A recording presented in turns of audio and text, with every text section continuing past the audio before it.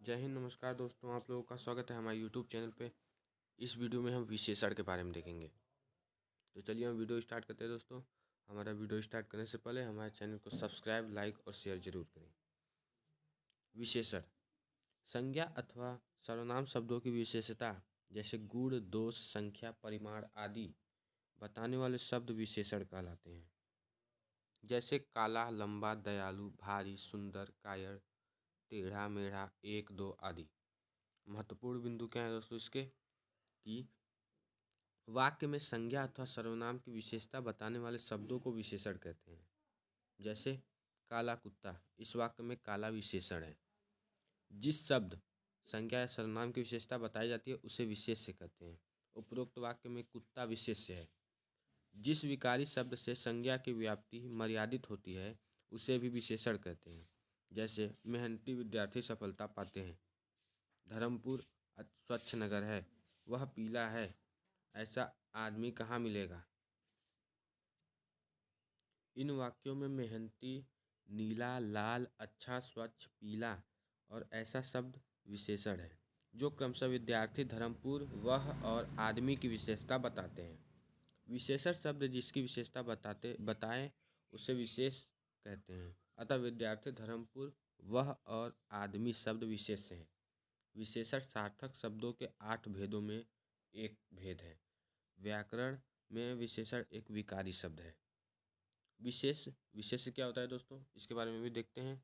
जिस संज्ञा अथवा सर्वनाम शब्द की विशेषता बताई जाए वह विशेष्य कहलाता है। जैसे गीता सुंदर है, इसमें सुंदर विशेषण है और गीता विशेष्य है। विशेषण शब्द विशेष्य से पूर्व भी आता है और जिसके बाद भी। पूर्व में जैसे थोड़ा सा जल लाओ, 1 मीटर कपड़ा ले आना। बाद में जैसे यह रास्ता लंबा है, खीरा कड़वा है। विशेषण के प्रकार। विशेषण दोस्तों 4 प्रकार के होते हैं। गुणवाचक विशेषण, संख्यावाचक विशेषण, परिमाणवाचक विशेषण और चौथा है सर्वनामिक विशेषण। गुणवाचक विशेषण क्या है?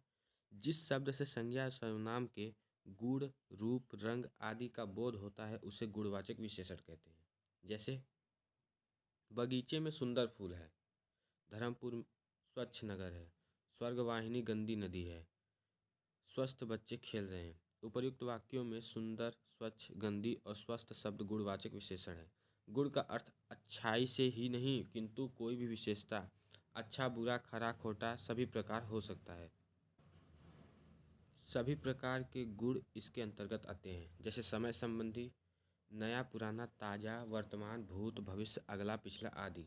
स्थान संबंधी, लंबा, चौड़ा, ऊंचा, नीचा, सीधा, बाहरी, भीतरी आदि। आकार संबंधी, गोल, चौकोर, सुडौल, ओला, सुंदर आदि। दशा संबंधी, दुबला, पतला, मोटा, भारी, गाढ़ा, गीला, गरीब, पालतू आदि। वर्ण संबंधी भी, जैसे लाल, पीला, नीला, हरा, काला, बैंगनी, सुनहरी आदि। गुण संबंधी, भला, बुरा, उचित, अनुचित, पाप, झूठ आदि। संज्ञा संबंधी भी, मुंबईया, बनारसी, लखनवी आदि। दूसरा दोस्तों संख्यावाचक विशेषण। जिस विशेषण से संज्ञा या सर्वनाम की विशेषता का बोध होता है उसे संख्यावाचक विशेषण कहते हैं। जैसे कक्षा में 40 विद्यार्थी उपस्थित हैं, दोनों भाइयों में बड़ा प्रेम है, उनकी दूसरी लड़की की शादी है, देश का हर एक बालक वीर है। उपर्युक्त वाक्यों में 40, दोनों, दूसरी और हर एक शब्द संख्यावाचक विशेषण है। संख्यावाचक विशेषण के भी 2 प्रकार होते हैं। निश्चित संख्यावाचक विशेषण, जैसे निश्चित संख्यावाचक विशेषण जैसे 1, 5, 7, 12, तीसरा आदि। दूसरा अनिश्चित संख्यावाचक विशेषण, अनिश्चित संख्यावाचक विशेषण जैसे कई, अनेक, सब, बहुत आदि।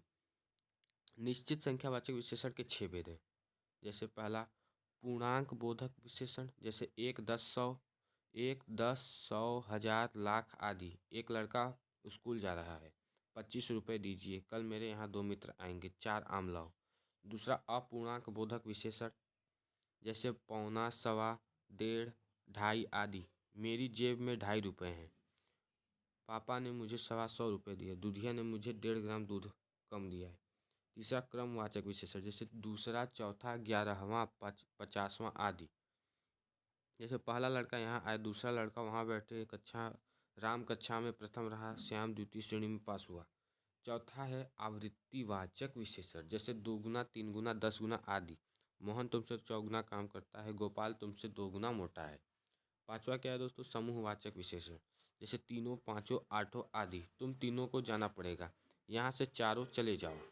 छठा है प्रत्येक बोधक विशेषण, जैसे प्रति, प्रत्येक, हर एक, एक एक आदि। प्रत्येक को प्रसाद मिला, एक एक व्यक्ति पानी में डूब गया। अनिश्चित संख्यावाचक विशेषण क्या है दोस्तों, अनिश्चित संख्यावाचक विशेषण से अधिकतर बहुत्व का बोध होता है, जैसे सारे आम सड़ गए, पुस्तकालय में असंख्य पुस्तकें हैं, लंका में अनेक महल जल गए, सुनामी में बहुत सारे लोग मारे गए। निश्चित संख्यावाचक के अंतर्गत आने वाले पूर्णांक बोधक विशेषण के पहले लगभग या करीब बाद में एक या ओ प्रत्यय लगाने से अनिश्चित संख्यावाचक विशेषण हो जाता है, जैसे लगभग 50 लोग आएंगे, करीब 20 रुपये चाहिए, सैकड़ों लोग मारे गए। कभी कभी दो पूर्णांक बोधक शब्द साथ में आकर अनिश्चयवाचक बन जाते हैं, जैसे 40-50 रुपये चाहिए, काम में 2-3 घंटे लगेंगे।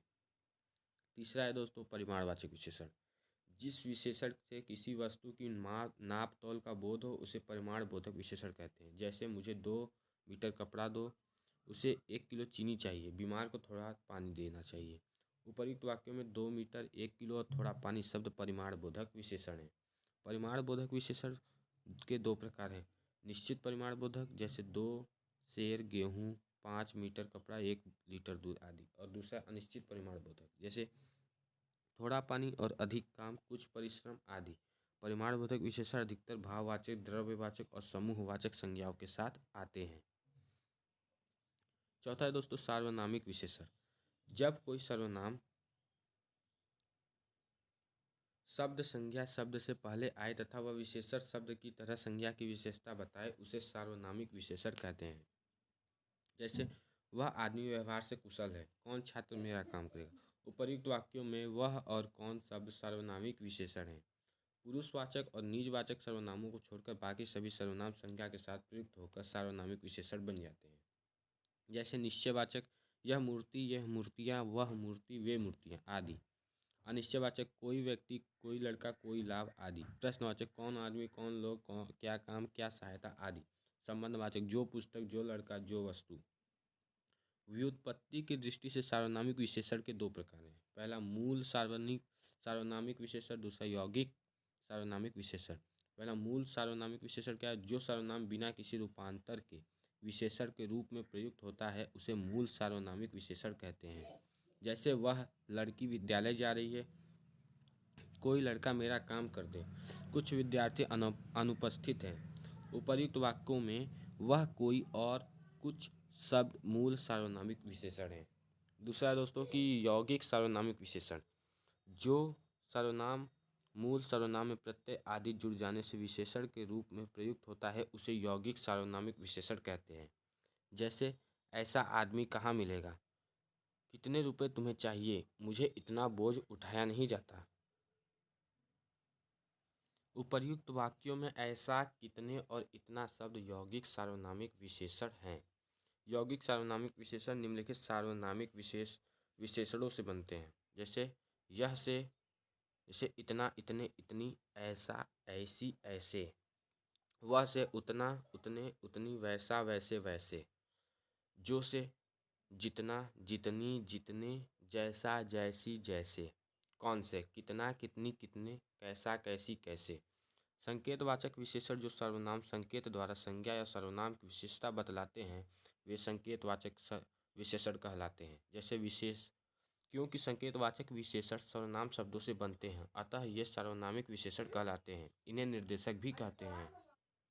परिमाणवाचक और संख्यावाचक विशेषण में अंतर, जिन वस्तुओं की नाप तौल की जा सके उनके वाचक शब्द परिमाणवाचक विशेषण कहलाते हैं। जैसे कुछ दूध लाओ, इसमें कुछ शब्द तौल के लिए आया है, इसलिए यह परिमाणवाचक विशेषण है। जिन वस्तुओं की गिनती की जा सके उनके वाचक शब्द संख्यावाचक विशेषण कहलाते हैं। जैसे कुछ बच्चे इधर आओ, यहाँ पर कुछ बच्चों की गिनती के लिए आया है, इसलिए यह संख्यावाचक विशेषण है। परिमाणवाचक विशेषणों के बाद द्रव्य अथवा पदार्थवाचक संज्ञाएं आएंगी, जबकि संख्यावाचक विशेषणों के बाद जातिवाचक संज्ञाएं आती हैं। सर्वनाम और सार्वनामिक विशेषण में अंतर, जिस शब्द का प्रयोग संज्ञा शब्द के स्थान पर हो उसे सर्वनाम कहते हैं। जैसे वह मुंबई गया, इस वाक्य में वह सर्वनाम है। जिस शब्द का प्रयोग संज्ञा से पूर्व अथवा बाद में विशेषण के रूप में प्रयोग किया जाता है उसे सार्वनामिक विशेषण कहते हैं। जैसे वह रथ आ रहा है, इसमें वह शब्द रथ का विशेषण है, अतः यह सार्वनामिक विशेषण है। विशेषण की अवस्थाएं। विशेषण शब्द किसी संज्ञा या सर्वनाम की विशेषता बतलाते हैं। विशेषता बताई जाने वाली वस्तुओं के गुण दोष कम ज्यादा होते हैं। गुण दोषों के इस कम ज्यादा होने की तुलनात्मक ढंग से की जाना चाह सकता है। तुलना की दृष्टि से विशेषणों की निम्नलिखित 3 अवस्थाएं होती हैं। पहला मूलावस्था, दूसरा उत्तरावस्था, तीसरा उत्तमावस्था। मूलावस्था क्या होता है दोस्तों? मूलावस्था में विशेषण का तुलनात्मक रूप नहीं होता है, वह केवल सामान्य विशेषता ही प्रकट करता है। जैसे सावित्री सुंदर लड़की है, सुरेश अच्छा लड़का है, सूर्य तेजस्वी है। उत्तरावस्था क्या है? जब दो व्यक्तियों या वस्तुओं के गुण दोषों की तुलना की जाती है तब उस विशेषण उत्तरावस्था में प्रयुक्त होता है। जैसे रविंद्र चेतन से अधिक बुद्धिमान है, सविता रमा की अपेक्षा अधिक सुंदर है। उत्तमावस्था। उत्तमावस्था में दो से अधिक व्यक्तियों और वस्तुओं की तुलना करके किसी एक को सबसे अधिक अथवा सबसे कम बताया जाता है। जैसे पंजाब में अधिकतम अन्न होता है, संदीप निकृष्टतम बालक है। विशेष केवल गुणवाचक एवं अनिश्चित संख्यावाचक तथा निश्चित परिमाणवाचक विशेषणों की ही ये तुलनात्मक अवस्थाएं होती हैं, अन्य विशेषणों की नहीं। विशेषण की अवस्थाओं के रूप। अधिक और सबसे अधिक शब्दों का प्रयोग करके उत्तरावस्था और उत्तमावस्था के रूप में बनाए जा सकते हैं। जैसे अच्छी, मूलावस्था का अच्छी, उत्तरावस्था का अधिक अच्छी, उत्तमावस्था का सबसे अच्छी। इस प्रकार दोस्तों बहुत सारे उदाहरण दिए हैं हम, आप लोग देख सकते हैं, स्क्रीनशॉट ले सकते हैं, ये सब परीक्षाओं में पूछे जाते हैं। आप लोगों का धन्यवाद जो आपने हमारे इस वीडियो को देखा, और हमारे चैनल पे बने रहिए। हमारे चैनल को सब्सक्राइब, लाइक और शेयर जरूर करें। यह था हमारा वीडियो विशेषण पे बना।